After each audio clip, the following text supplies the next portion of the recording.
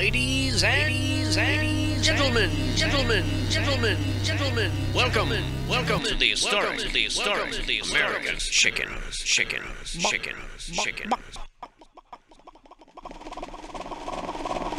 I'm gonna do the entire survey as if I were a chicken.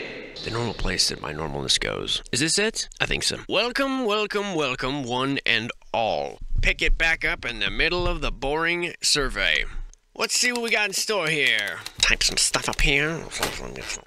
How you guys been? Yeah. This building here. This is the engine house number 5. I feel like we've seen this before. Now I'm suspicious. Oh yeah, we did. Because remember we looked up in the air, we were catching bird droppings in our mouth.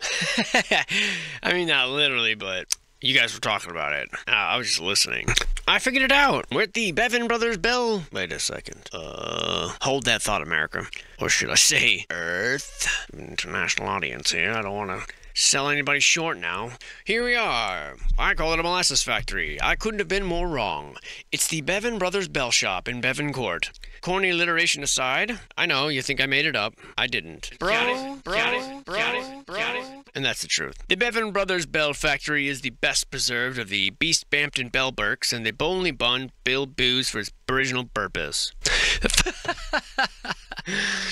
Oh man, I'm an idiot. The focus of Bell manufacturing in East Hampton was a conjunction of happenstance and fortuitous choice, is what I'm rating here. Bill Barton moved to East Hampton. I'm gonna resist the temptation. Bill Barton moved to East Hampton, probably from Springfield, Massachusetts, and established a sleigh and handbell shop in 1808. Workmen opened shops when they were able to do so, and they trained other workmen, and they casted, and they finished procedures, and they made bells. Coffin trimmings as well, but mainly bells. And by the 1830s, the area had substantial skill base in the field. We can tell. Everyone ran just making bells all the time. Abner and Chauncey Bevan started their business in 1832, located in a 2.5-story frame building with a gable roof and vertical board siding. The shop was originally located at the former outlet of Bevan's Pond, several hundred yards northwest of its present site. Now, I don't know what that is. The pond was expanded when they put a dam downstream on Pocotapang Creek. Pocotapang Creek. I don't know if I'm saying that right, but you can forgive me, right? Construction began in 1880, we're told, and it replaced the 1860s building. And it was a brick structure, as you can tell by the, the brick. And they added some more stuff in 1904, 1905, and here's a modern hipster, somehow trapped in time, and holding an actual job. So you know that he's not from today. You see that, boys? A real job. And to hell with your standards, OSHA. We free pour. That's how we roll at the Bevan's Bell Factory, bro. Looks like this was actually made, this part of it was filmed in like 1979. But as you can tell, these old bells here from the 1800s, they're decidedly better. Build bells back better. Oh, look at that. It's just like I said. We're gonna build bells back better. It's like I knew that, but I didn't. But it's like I did. I like that it was a liquor store and they just put this Democratic headquarters not even concealing the liquor store part. That's hilarious. Yeah, liquor store, Democratic headquarters, whatever. Same thing. Tomato. They're trying to have meetings and people are walking in there asking for Newports all day. Although, hasn't menthol been banned everywhere now? Oh my god. Thank god the government's taking care of us by banning menthol. Thank god. So many kids are smoking menthol cigarettes because it was so marketed toward them. You've seen the flashy packaging of Newports, right? I mean, it's clearly designed for children. What a good thing they did. They must love us. Pathetic. Not that I smoke, but people have a right to. The hell. And if they want it to taste like mint, who gives a frick? Clearly not this guy. This is the John Rogers studio on Chen Cherry Street. John Rogers was a sculptor, an engineer, and a machinist. Sculptures are of 3 types: Civil War groups, literary and dramatic, and genre which depict everyday life. I'm not sure that sentence is grammatically correct, but we will move on, since that's really all we're told about it. It's kind of sad that's all. I mean, which one is it? Is it this one? Is it this one, right? That one doesn't look like a residence. Actually, none of these do. I can tell you that we are in the Metro South Historic District. I can also tell you that I believe this is the William Hall House, which is associated with medicine. Yeah, because it was the home of Dr. William Hall, who used the premise for an apothecary shop and a medical school. And then Dr. Thomas Minor moved in, who published 5 books on various medical subjects. So yeah, you go there if you want something fixed, like with your brain or whatever. Who knows what kind of medicine they were doing back then. But that's why it's on the survey anyway. Now, this is part of that same historic district, obviously, but this is the theater, designed by Francis Kimball, who later on moved to New York and continued to specialize in theater design. There's a older theater even behind that one. Kind of an interesting place to have a theater, thinks myself. That'd be the front.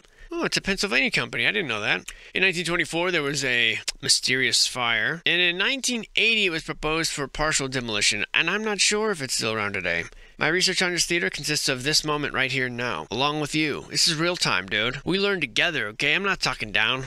And it's a real shame what happens to these old buildings. I mean, how does this even happen? How do you let something like this fall into decline like that? I just don't understand. Like what? It just closes down and people just wander off and eventually someone breaks in? I don't know. Like, what happens to the owners? I know they're not homeless, so they just wander off and pursue other ventures. And I mean, I just don't understand how that works. Look at these doorway's all completely bricked up. What the hell is that about? It's a strange way to do that. Wonder what came first. What I mean is, was this a wall date? I mean, obviously the doors. Actually, I don't know. I don't know what I'm asking. Whoa. What is this? A real monster. I mean that. It's an impressive house. Bad boy's huge. This monstrosity is the Samuel Russell House. I feel like everyone's name around here is the same thing. And in fact, I'm going to find out about these Russells.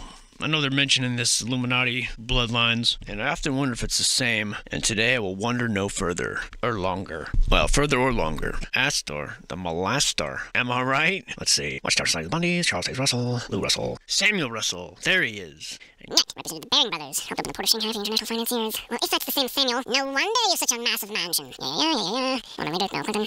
Russell. Let's see if the dots connect, shall we?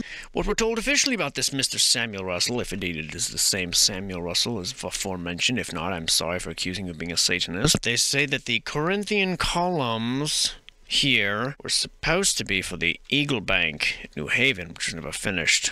This is the most perfect temple form dwelling in this country. Well, Russell was a wealthy merchant who traded with China and the East Indies. The property was presented by the Russells to Wesleyan University in 1936. So wait, traded with... Other than that, we're not told anything about it. It's gotta be him, though. It's the same freaking thing. Shanghai ports and all that.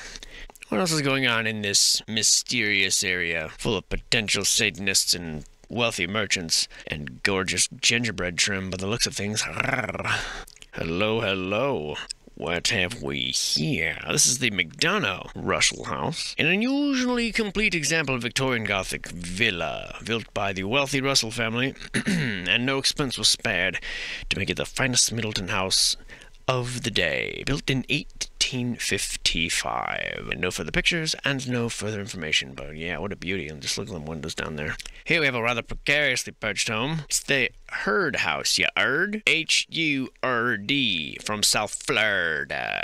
No, actually, it's from Moodus, Connecticut. Moodus. Sounds like a Winnie the Pooh character. No information, period. So, I guess you ain't heard much about the Hurd House, did you know? And I'll see myself out after that joke. Look at this dubious sort of foundation. What do you think's going on there? Why would you build like that? I mean, I understand barns and stuff built like that because they load up vehicles sometimes using these elevations, but I don't understand the practical application here in the house. Looks rather knocked askew, doesn't it? And wonders what this old wall was once part of and why it's now part of the floor. But, you know, this is just the reckless speculation of the one man. Oh, I forgot about my arrows. What's up, guys? I haven't used you in a while. What's going on here? It looks rather, photoshopped. I mean, I'm not sure why, but some doesn't look right. I mean, what the hell's in the... I don't know what's going on. But the thing is neither does he. Check him out. He's like, yeah. Hey, fuck you looking at, pal? Oh, just to your corner here. Nothing to see here. Literally nothing. I don't think. I mean, yeah, I guess it's art if you hung it up inside of a gallery. Isn't that how that works? This is the Dr. Augustus Elliot House, in Old Saybrook. It was the original one on the site, and has always been a family residence.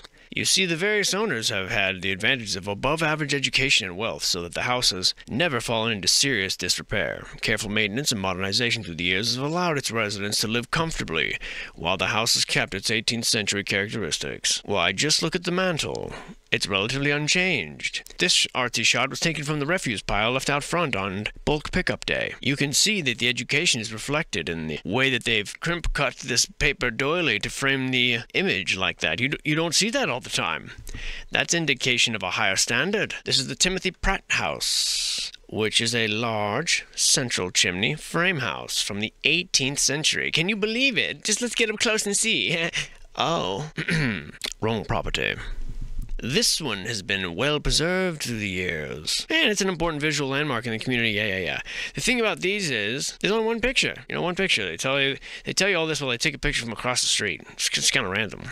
But this house is considered actually to be 1771, based on some report. And based on the style of the house. But actually, I guess no, the museum or whatever touts that the Historical Society of the area touts that it's 1746.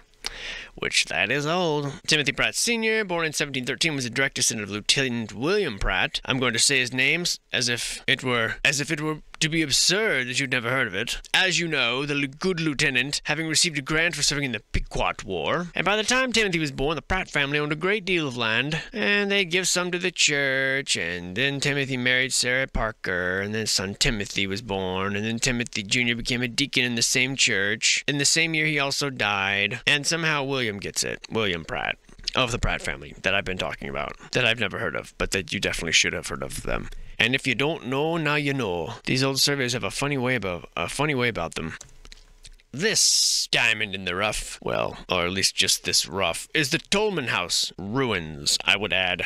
And there's no known information about it, other than that no one currently, we think, lives here. We think. Except for this old pirate, of course, with his eye patch. He's like, blah. He's like, blah. Oh, look at this little cutie. Hi. You look friendly. What's your story? Blah. This is the Levi Peck House. That's right.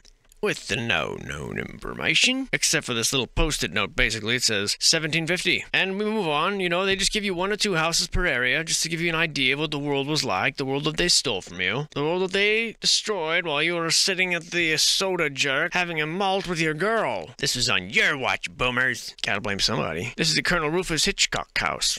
And, it's now not called that. It's called the A.W. Phillips House. But Colonel Rufus sounds way better than the root beer guy. Other than that, we are told nothing. As seems to be pretty common around here. Aye, we don't tell no strangers nothing about our town here. That's probably not how they talk. This is Connecticut. They say it very nasally then. I don't know. I tell you, this right here is a Stephen Thompson house. Yes, sir. Look no further if that's what she's looking for. This one does have a bit of information. This says it's built in 1780 by the man whose name it bears, Mr. Stephen Thompson. He was injured in an accident occurring when he and 2 others fell while placing the last window cap over one of the upper windows in the old stone church, and after considerable suffering he regained his health and remained a prominent citizen of this Connecticut town. He had 4 sons. For the past 2 generations, this house has been co-occupied and owned by Mr. James Smith, and the house has often recently been referred to as the Jim Smith House. Jim, as he was known to everyone, frickin' Jimmy, held the deep respect of all, especially the ill-doers, as he was the constable and represented the law for many years. Even the ill-doers. The last occupant of the house was Mr. Montague Smith, who lived till he was 93, and then the house remained vacant and for sale and is in very dilapidated condition. It is with regret that we note that the interior of the structure is so gutted, and the entire structure is such a condition as to be dangerous to investigate it from within, for it seems that in its prime it must have stood majestically overlooking this peaceful town green. And again, I don't know how something gets so abandoned so needlessly. Why, even the doghouse was abandoned. Here we get to one of those mysterious parks, the Gas Works or whatever. There's a park like this, a place like this in West Seattle called like Gas Park or something, Gas Pipe Park. It's a cool place, but it's so suspicious with mounds everywhere and all this big machinery half buried. I feel like everyone I ask what it was, they're like, oh no, what it used to be, oh no, some power plant or something. But it's like, but when? When do things just, like, when did this new world start? There's so many gaps in it. There's so many massive factories that just seem to kind of appear out of nowhere, seem to have always been there. No one knows when they were functioning. Much that was is now forgotten, for none now live who remember. Something like that. I'm paraphrasing, but whatever that elf chick said. Impossible feats, and I repeat, an impossible feat, and I repeat, an impossible feat, and I repeat. It's one of those switch track thingies. Clearly, I'm well versed in the lingo. Oh, what is that? Part of like a tunnel? With railroad track down there? It's kind of bizarre. Just a little window to the tunnel below, eh? What is that? Looks out of place. Is it an obelisk? One day I spied with my blurry brown eye in the paperless July. There's an Oh, no, not right now. I think it is, though. And just look at these steeples and stuff. Every now and then, just little towers. Kind of evenly spaced, don't you think? Almost like you would distribute sort of antennas, you know what I'm saying? I'm not saying that they are. I'm saying it's like, I don't know. And nobody else does either, okay? We got lots of speculation, but no one's out here trying to claim they know it all. But it's good to ask questions. Good to be curious about your world. Anytime I go, even to the store across the street, I can't help but drive past little buildings that are back in there and looking at them, even if they're modern, just looking at them, just seeing how they're built, trying to figure out what was in them and how the layout is and what they're doing with it now. And I mean, this world, how can you not be fascinated? Even if you're in the city, how can you wander around and just not behold at what industry has done? I'm not particularly fond of large industry, but I am fond of human spirit and the things we can create, the potential we do have. Of course we can affect the world. We are here, I believe, to garden, to maintain, to nourish, to promote balance, to experience, to explore, and instead we just get to go to work. We get to go to work so that a few people can have a bunch of nice stuff, and we can be told what things we should have and things we should want and things we should work for. Then we go work for those things, and it's unsatisfying because we never wanted them in the first place. And if we did want them, chances are those wants were planted into us by some mind control bullshit. And really, all I want to do is just wander around and explore. Take naps, talk to people, swim, pat kids on the head, try to figure out what cats are doing. You know, just live. I like to work. If it's with my hands or working, or even just with my mind, I guess it doesn't matter. Just working towards something that feels like it's a tangible result, to build something or to affect someone, not just be a clerk or a manager or the amount of jobs that no one needs. And they're all getting replaced anyway because they're that unnecessary. But the issue is that we have been grooming our replacements without building a world for ourselves that's outside of this. What I mean is, if your job gets replaced by an automation, you aren't free to go do whatever, but someone else who needed you as a cog wheel in their operation, they are the ones who set that system up to begin with. I realize I didn't phrase that very well.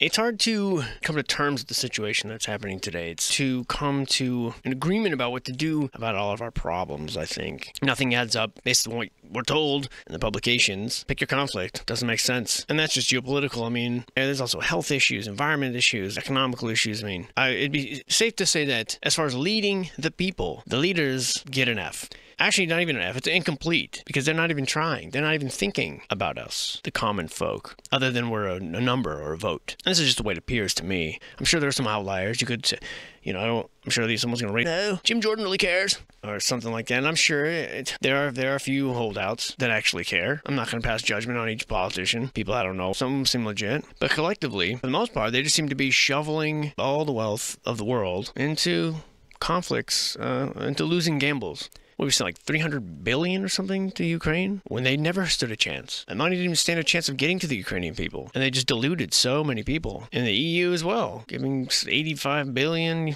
euros. And the United States basically takes the taxpayer money, spends it on weapons. Many of them own shares in the company, though, and then they send the weapons. Who are we helping again? I mean, we're helping people die, I know that, and we're helping other people get rich, but what about us? None of it was spent on humanitarian aid, but that's because humanitarian money usually doesn't go into the pockets of the elites, now does it? So as usual, these companies and institutions just leveraging conflict as a business deal. Now imagine if that money had been put into, say, cancer research, which is killing like 10 million people a year. And not even new treatments, exploring old treatments or current treatments. How many people are starving today? How many billions are we throwing away for just sell weapons to kill people? And I think the World Bank said it would take like 40 billion, 50 billion a year to end world hunger, So you got thousands of people that die, thousands of children that die every day from hunger. And we could make that number zero, just about, with half the money we gave to a conflict that was going to lose anyway. It's actually disturbing. Billionaires making $5 billion per day over the scamdemic. And you got thousands of people dying every day from hunger. So that's like $200 million an hour these assholes are making. About 1,000 people a day dying from hunger. You tell me these people can't make a difference? $200 million an hour. None of that wealth is accumulated with helping people. How about homeless people? 18% of Americans live below the poverty line. The United States could have given each homeless person $1,500. In 40 million homeless people, could have given something around the tune of $1,500 to every single homeless person in the country for what we gave to Ukraine, with no return for us. I mean, Latin American countries, some of them have better poverty rate than America and Europe. Argentina, Chile has, I think, like 8% population is poverty. Bangladesh, one of the brokest, I always thought of it as the world's poorest country. Like 13% of the population lives below the poverty line. And then Romania, it's like 25%. So what's really going on? You look at the quality of life. The United States is 13th out of 140 countries in infrastructure. Wow. Great job, richest country in the world. I read this report that said that, some 50,000 deteriorating bridges in the country. That's a lot of bridges, but it would have been fixable. So you got Singapore, Spain, other countries like that, better quality infrastructure. Now, is it possible that the other governments just care more about their own people? I don't see Spanish ships in the South China Sea or in the Mediterranean Sea provoking war. Does this look like some globalization cure for all society's ailments? It's 2023. We're all supposed to be wealthy by now, remember? Democracy's supposed to be everywhere. Things aren't getting better. In fact, you could argue that they're getting worse. Put this in perspective. You got 33,000 homeless veterans who fought these wars. Allegedly. I understand that number is suspicious, but with the money we've given to Saudi Arabia to bomb Yemen, it'd be enough to gift each one of those veterans over $1 million. So when we're spending money to kill millions of us, instead of spending that same money to save millions of us, plus millions of others are starving, you tell me if our leaders are thinking of us. You know, it's interesting when you attempt to lift the veil on these deceptions. And I imagine that if you're watching this, you could be doing it out of amusement or sort of confusion, I guess, as to why I don't trust most of the things I'm reading and seeing and why I'm challenging every narrative. It's because for the majority of my life, being interested in these sort of things and basically being considered to be a kook, harmless but wasting energy and time, even up to the point of the events of the last few years. Many friends actually who shared some of the same suspicions suddenly got in line. And I was an outsider. I mean, I know you know how this goes. Certain events at certain marathons and with concerning buildings in New York, I'm constantly amazed how people around me are so convinced of these things. But it takes so little to expose it. People always think that in order to be you have to sift through these complicated, weird contortions and have to speculate where there's no evidence and have to really squeeze blood from rocks to get these points. But the fact is, it's actually insanely easy.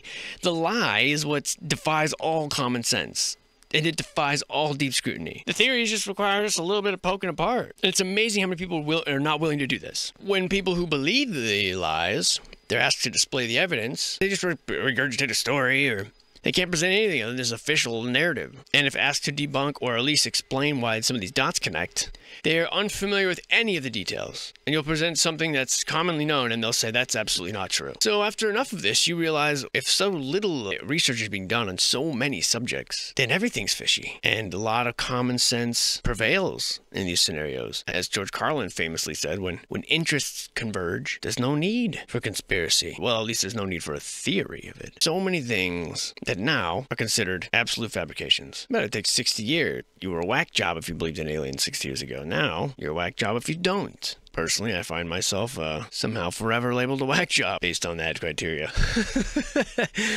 There's no escape. So is that how it's going to take? 50, 60 years before the events of the last few years are, probably not till everyone living today is dead. So is everything a lie? Well, everything involving big money or power is a lie, or at least generously mixed with half-truths, including this place. This goody two-shoes Christian God-fearing nation that can do no wrong. It makes mistakes trying to do good. And all the lack of guilt that people have had regarding all this manipulation. No one to blame when it comes to money and power being the prime mover, even when it comes to the benefit and the well-being, or lack thereof, of our own citizens. They're impervious to accusations of poor morals. And so, in order to hold this impossible position, it lies more. And I don't think any nation's government really cares what their citizens think, and neither does this one. They just pretend the hardest. Then if we continue to stay distracted rather than being responsible, I'm saying most of you probably are. It's not like it's up to you to stop the treachery or fix the world. Just being aware and being conscious and challenging the lies. That's enough. Gotta question everything and take nothing that they feed us. They say the world is not what it appears to be. I think it is. It's just it's not what they tell us that it is. And so back to the the subject I'm drifting from rapidly, of this robotic replacement. It's not just about jobs. It's about your emotional state. I imagine that being born with Instagram or something similar at age 10, especially it seems to be as a young girl, but I'm sure that young men are affected in their own way. And Instagram, before it was acquired by all the big nasty companies, was just sort of a little secret little corner of it was like just a pretty little place. You just go there and kind of share some goofy pictures with your friends and see what they're up to. That was it. Sunset, interesting little postcards. But then that changed around the time that I drop-kicked it into oblivion for as far as my own personal use, along with the rest of social media. But now you've got this algorithm, or this AI thing. Anything you show any interest in, by nature, it's designed to, oh, you like that? I'll have a little bit more. Oh, you're a little bit interested in that, huh? You want to, some lines under your eyes, huh? You want to fix that, huh? Oh, you looked at the link, well, have a little bit more. Have a little bit more. And it's pretty devastating from the outside. You see, you've got apps like Facetune, and so people start smoothing out their skin, editing their blemishes, and reshaping their face, so their bone structure, and suddenly they have this online persona that looks nothing like their own natural face, which is now inferior to this new perfect face they've constructed, or what they think is perfect. And so then you can edit with videos, like in TikTok, and suddenly your face is more exposure and it's more you. And at the same time, instead of having this chronological like feed of like your friends, it's suddenly influencers, beautiful people from all over the world, carefully selected probably to make you feel more and more insecure. Tiny waists, beautiful big eyes, perfect skin, Brazilian whatever, and suddenly you're getting recommendations for nose jobs near you and Botox nearby and payment plans in order to make these things happen. Better do it before it's too late while you're young. And since you don't look like in real life what you look like on social media, the anxiety of meeting people in real life that you have a social media relationship with heightens, and you strive to become this self-image subtly, drip by drip, and you're still insecure. And now you look like a plastic Snapchat filter, just like everyone else. Why would a 15-year-old girl ever be worried about wrinkles? Why would a young girl be worried about body dysmorphia? And as feeds just become endless streams of content to make people feel shitty about themselves, so then you find an endless stream of slightly suggested or recommended products, pills, procedures to fix what ails you. Mental health. No one used to talk about mental health. It was just angsty teens. Emo. It was a phase. But no anxiety. Everyone has anxiety, depression. ADHD diagnosis is self-harm. And you know, ADHD, we just called it hyper. Anxiety was just nervous and awkward. I know there's extreme cases in this, but all the clickbait out there, more and more people being served with this stuff. People live streaming panic attacks. And how do you know that you're not mentally ill? Well, do you ever feel sad? Do you ever feel like you might have a hard time focusing, or like the weight of the world has got you down? Then you too might be suffering from mental health. In fact, you probably are. Do you have a hard time feeling you connect with people? Well, no, it's not just because you're 13 and transitioning from a young person into an adult, and your body's weird, and everything's weird and awkward and strange, and taking on responsibility for the first time is strange, and all that. It's not because of that, no. It's because you might have autism. You might have dissociative identity disorder. You might need antidepressants. And I'm not saying that all of these people that suffer from these ailments that they're not real. But I am saying that people are often encouraged to take this on and assume that they have these problems in order to help them understand why they feel uncomfortable. And the truth is, life is just uncomfortable sometimes. That's it, to my brain. And let's say I'm 1000% wrong, and every single person that thinks they have mental health issues does. Okay. I still maintain that they don't need to be bombarded with constant videos that autoplay and constantly campaigned against in order to get them to buy things with feelings of worthlessness and vulnerability fed. They don't need it. You think a 12-year-old brain can hold its own against a giant billion-dollar corporation using the most advanced algorithms and paying hundreds of thousands of dollars to teams of scientists to figure out how to manipulate those brains? Do you think a little girl stands a chance against that, or even understanding the forces being allayed against them? I do not. So this generation is going to have a very tough time, since they're going to be guided by algorithms from the day they're born, versus us looking at it now being like, don't be hanging out with them AI folk. It ain't going to do you no good. You got people doing AI wedding vows. If you need AI to help you write your wedding vows, man, I don't say this to be critical. I say this to be so that people can be helpful and avoid allowing this to happen. Ain't that what we're supposed to do? Aren't we supposed to make the world better for people to come after us, whether now we know them or not? Isn't that what we're called to do? Isn't that how we get out of this mess? So let me know in the comment box below if you agree or disagree. You 6.4 million awakening wonders. Don't forget to join us on Rumble. Live stream every day. Above all, stay free. And rant. This here is the stall for time real quick. Got the soundtrack. The Bowen House. The address is 555 Route 169 Woodstock, Windham County, Connecticut. We'll fix it in post, Jimmy. Dude, there's no information about this house, so move on. I mean, we can make up our own. I mean, we can look at the foundation, and we can speculate on what happened here and why they built it like that. We've been all through this This is one of those houses that looks like a birthday cake. That is an architectural term that I entirely fabricated myself just now, so tell your friends. This is the first telephone exchange building. I don't mean it's the first one ever, I mean that's the name. It's a capital F. And the photographs from 1967, is that helpful?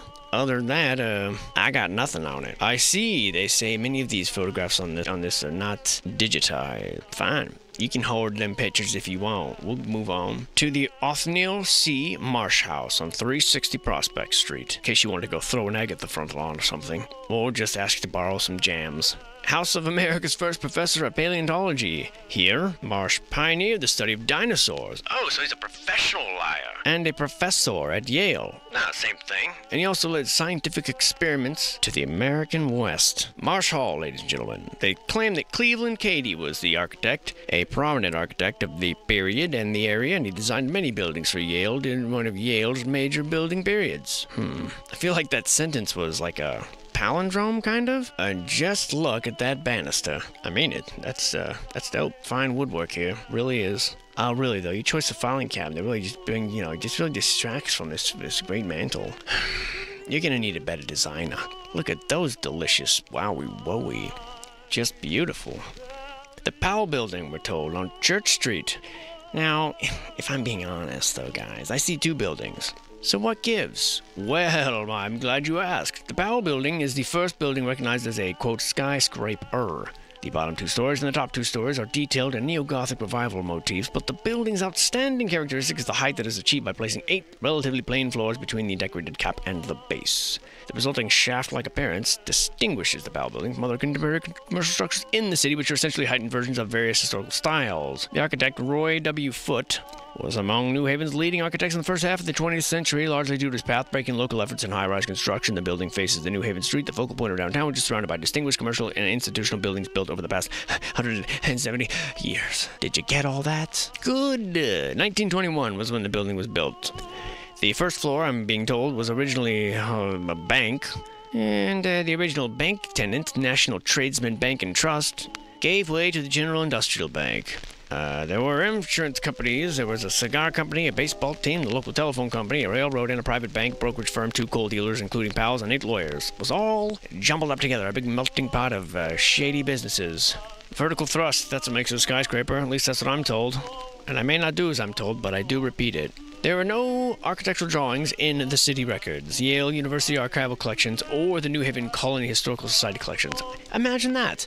It's almost as if, they didn't know how it was built or who did it. I don't know. The original of the 1930 photograph is held by the New Haven Colony Historical Society, black and white, and no one knows who took it. The only other view of the building that was located is a newspaper photograph from 1944 that shows a corner of the building. It was not reproduced for this port because of the poor graphic quality and only shows a small portion. The interviews were not conducted, and the bibliography of this is unpublished sources. There are no known likely sources to investigate, and there are no supplemental materials. So how the f*** did you come up with any of that? Well, I guess let's tell you, and you know how this is going to go. These records were prepared in partial fulfillment of a memorandum of agreement among the City of New Haven, the Connecticut State Historical Preservation Officer, and the Advisory Council on Historic Preservation. Yeah. The building will be demolished for the completion of New Haven's Government Center, which will include the rehabilitation of the 1861 City Hall. And so because of this destruction of your old world and your beautiful history and the city's first skyscraper, you get... as a reward, wait for it, you get that report that I just read you. Congratulations! You won! Say goodbye to beauty, say goodbye to grace, say goodbye to the lamppost, say goodbye to these beautiful end pieces. Say goodbye to the birthday cake and that gorgeous doorway. Nope. Oh, a basement, imagine that.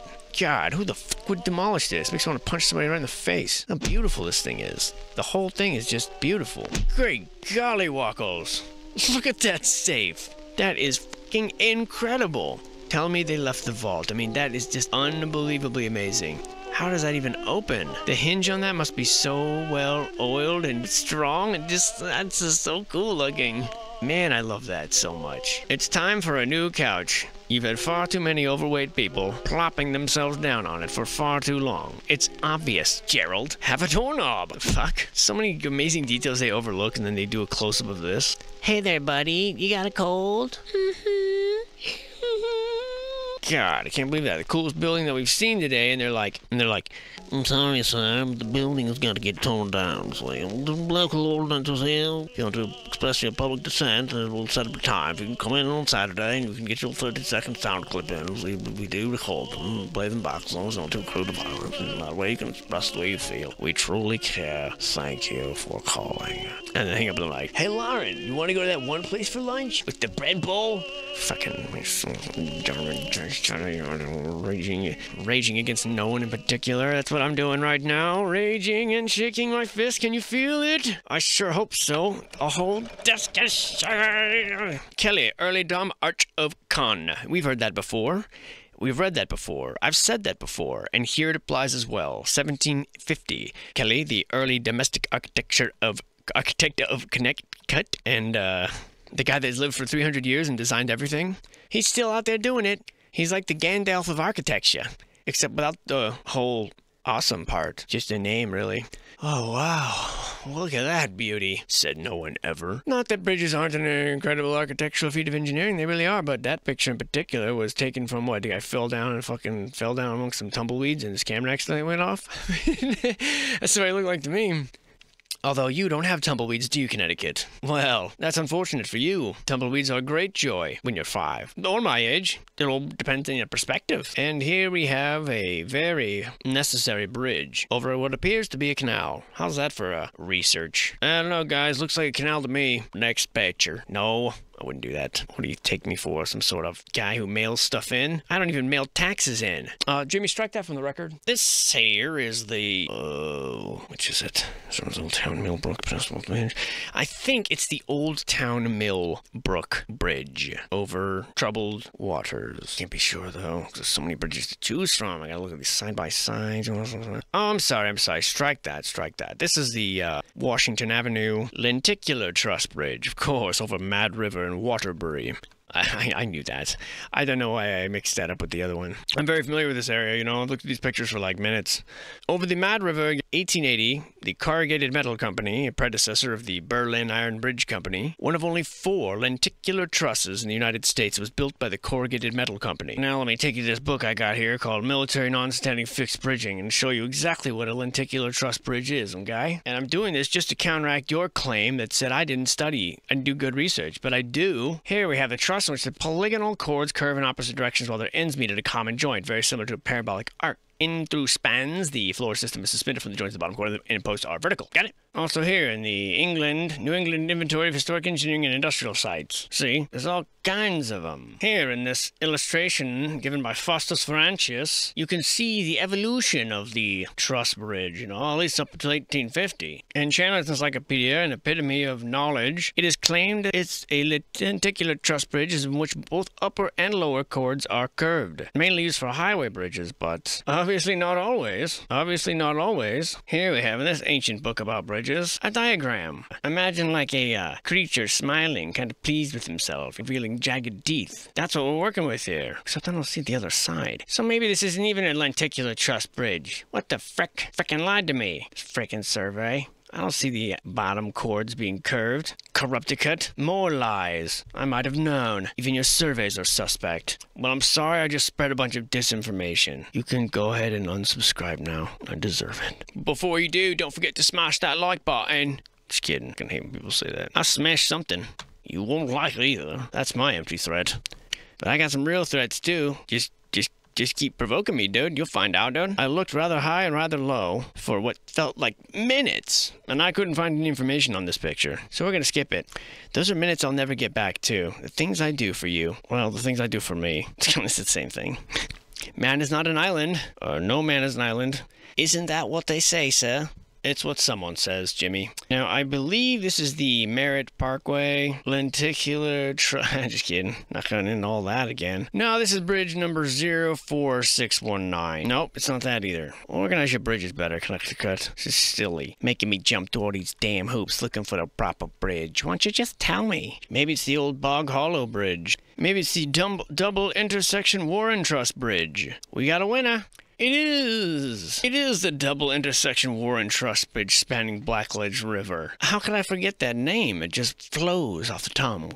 It's like parallelogram. It's an abandoned bridge. Yes, sir. Railroad's abandoned, tracks lifted, span is sealed off, vehicular traffic is prohibited. Unlike similar bridges on the line, this one includes the remains of the earlier bridge from 1870, which stands next to and inside the 1907 abutments. It was built by the New Haven, Middleton, and Willimantic Railroad. In 1868 was the company formed. 3 years later, it was operating trains over 22 miles of track between these places. They tried to complete the line. Plans were begun, lines was constructed, trains was run, speeds was increased, loads became heavier, alterations were made, faster trains were facilitated. Research was conducted, information was revealed, facilities were deeded, improvements were made, industrial activity was decreased, abandonment was ensued, railroad sales were made, the stones of granite remain. Now the following discussion, and again it looks like something old world that had something new world propped on top. Like all these old bridges are gone and collapsed and the pieces of them still lie around, like, here and here, just like sprinkled about in them. And they lay this metal thing across the top, because otherwise it just looks like it don't fit. And you can see what I'm saying over and over and over and over again. Shit don't make sense. Just digging up railroads and laying new steel bridges over the old ones. That's what I surmise. This is the New York, New Haven, and Hartford Railroad, spanning the Mystic River. Here it is floating. Ooh, ooh, the floating bridge. It's an optical illusion. Interesting. I like seeing this stuff up close. Look at those old gears. How cool. This monstrous Mamba Jamba is a center-bearing, through-truss swing bridge, as you could probably tell that, being bridge aficionados as you are, no doubt. The National Railway Network was probably the critical catalyst in the industrialization of the United States, for better or worse, and largely done between 1840 and 1880, it seems like. Early railroads simply trying to tap the economic resources of the hinterlands, bring them into the cities. By the second quarter of the 19th century, it seems like all these cities east of the Mississippi, especially northeast, were building longer lines. They were consolidating these shorter ones to get them close together. They definitely did help to advance transportation technology, movable bridges, and the like. And these three companies were the New York, Hartford, New Haven. Their partnership was kind of a monopoly in the area. And then, of course, you have those same dominant forces get shown the boot after the decline of the railroads, after the individual personal automobile, and this movable bridge, amongst others, were invented. These can change position to allow continued river traffic. There are swing bridges, and there are lift bridges, and the electric motor was later refined. But until then, using an old stove and a few spare parts, including some milk cans and a fire extinguisher and some stuff like that, they were able to create the world's most amazing movable bridge. Full fucking stop. And Jimmy, I see where you stashed your robo, okay? I'm not dumb. You are preparing for the apocalypse. Well, bring a door in case Leonardo DiCaprio's there. We know he'll drown that way. Damn elitist. Taking up all the frickin' piloting his private yacht over there to the place where he can lecture us about climate change and all that. We know that 1% of the people create 66% of the pollution, according to your own reports, Mr. DiCaprio. There's a mystic river flowing over here. You can see it from the picture featured here. Jimmy's a little bitch, that's what I hear. Here is the New London Railroad Station in New London, County. That's 3 New Londons, if you haven't been paying attention. I just counted them for you.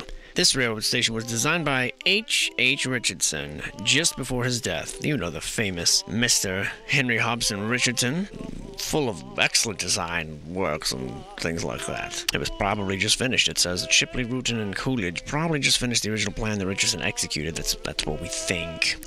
The first recycled Amtrak railroad station in the nation. Whatever that means. How do you recycle an entire station? I won't even fit inside the blue container. And I doubt that this was built by Mr. Henry Hobson. I doubt he was even a real person, personally. If I'm allowed to have such doubts, am I allowed to do that? Thanks. But definitely an old world splendor, that's for sure. More bricks than I can ever imagine. My God. What a real beauty. Just would kill to see what it looked like back in its real heyday. I think I've spent enough of your time today. We'll pick it up back where we left off soon.